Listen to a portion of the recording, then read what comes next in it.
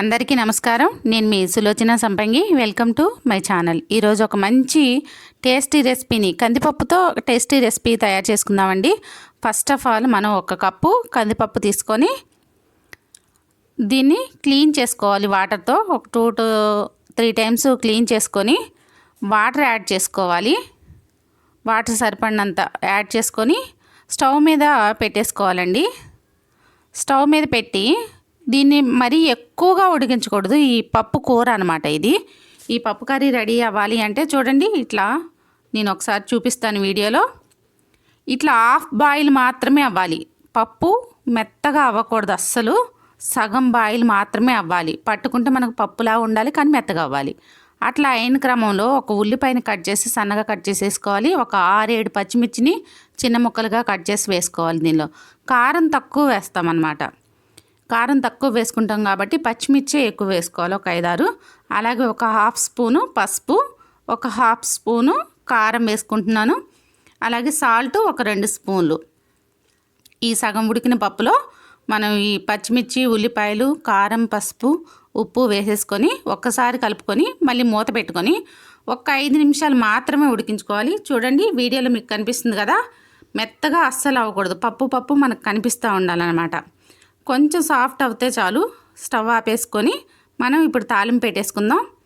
ఈ తాలింపుకి స్టవ్ మీద గిన్నె పెట్టేసుకొని ఆయిల్ వేసుకుందాం. ఒక 2 స్పూన్లు ఆయిల్ వేసుకొని వెల్లుల్లిపాయలు దంచి పెట్టుకోవాలి. ఒక 5-6 దంచి పెట్టుకున్న వెల్లుల్లిపాయలని ఆయిల్లో వేసుకోవాలి. అలాగే 2 ఎండుమిరపకాయలు తుంచి వేసుకోవాలి. ఇంకా దీనిలో పొట్టు మినపప్పుని యాడ్ చేసుకోవాలి. ఈ కొంచెం వేగిన తర్వాత పొట్టు మినపప్పు, అలాగే ఆవాలు, జీలకర్ర 1 స్పూను వేసుకొని వేగిన తర్వాత కరివేపాకుని యాడ్ చేసుకోవాలండి. ఈ సిమ్లో ఉంచి తాలింపు పెట్టుకుంటే బాగుంటుంది. ఇలా కరివేపాకుని యాడ్ చేసుకొని లాస్ట్లో మనం ఇంగువను కొంచెం వేసుకుందాం. పప్పులో ఇంగువ చాలా బాగుంటుంది కదా. ఈ పప్పు కూర అనవచ్చు, అలాగే పప్పు పులుసు కూడా అనవచ్చు మనం. ఇలా మనం ఈ తాలింపు అంతా రెడీ అయిన తర్వాత పప్పుని పక్కన పెట్టుకున్నాం కదా, సగం ఉడికించి చక్కగా పప్పుగా ఉన్న పప్పుని ఇట్లా తాలింపు అంతా కూడా పప్పులో వేసుకోవాలి. చూడండి మీకు కనిపిస్తూనే ఉంది. పప్పు మన అన్నంలో తింటూ ఉంటే పప్పు చక్కగా తగులుతూ ఉంటుందండి. ఇలా చేసుకుంటే ఇది పాతకాలం రెసిపీ. చాలా చాలా టేస్టీగా ఉంటుంది. అలాగే తయారు చేసుకోవటం వెరీ ఈజీ.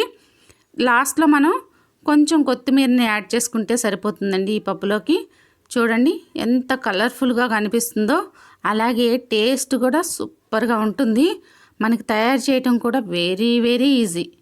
దీనిలో ఒక పులుపు అవసరం లేదు, చింతపండు కానీ ఎలాంటిది వేయాల్సిన అవసరం లేదు, బాగా మెత్తగా ఉడికించాల్సిన అవసరం లేదు. మనకి పప్పుగా తగిలేలాగా తయారు చేసుకోవాలి ఈ పప్పుని. చాలా బాగుంటుందండి ఈ పప్పు కూర. పిల్లలు కూడా చాలా ఇష్టపడి తింటారు. ఎందుకంటే వాళ్ళకి తినేటప్పుడు తగులుతూ ఉంటే పప్పు పలుకులు చాలా ఎంజాయ్ చేస్తారు, పిల్లలైనా సరే మనమైనా సరే.